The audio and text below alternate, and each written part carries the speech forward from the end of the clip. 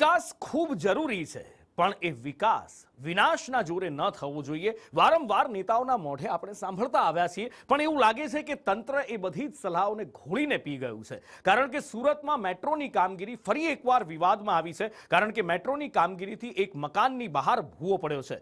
શાહપુર માછલીપીઠ વિસ્તારમાં આ ભૂવો પડ્યો છે અને 20 થી 25 ફૂટનો આ ભૂવો છે.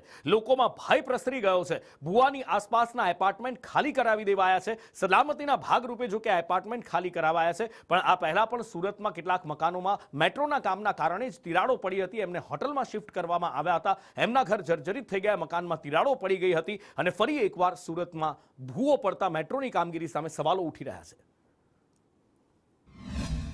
સુરત શહેરમાં ફરી એક વખત મેટ્રોની કામગીરીને કારણે ભૂવો પડવાની ઘટના સામે આવી છે. શહેરના શાહપુર વિસ્તારમાં આવેલ જે માછલીપીઠ વિસ્તારમાં જે છે 20 થી 25 ફૂટ જેટલો ભૂવો પડવાની ઘટના સામે આવી છે.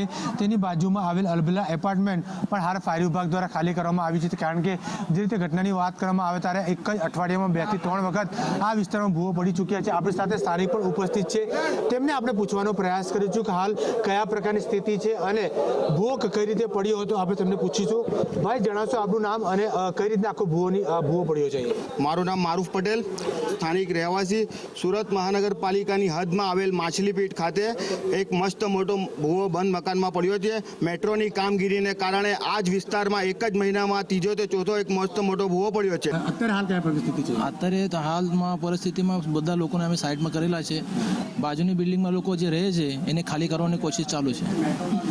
બિલકુલ, જે રીતે ફાયરના કર્મચારીઓ છે તેમના દ્વારા હાલ જે આ બિલ્ડિંગ આવી છે અલબલિયા એપાર્ટમેન્ટ અને તેની બાજુમાં જ જે ભૂવો પડ્યો છે ત્યારે તેને ખાલી કરવા માટે ફાયર વિભાગ દ્વારા લોકોને અપીલ કરવામાં આવી રહી છે. કેમેરામેન અજીત પટેલ સાથે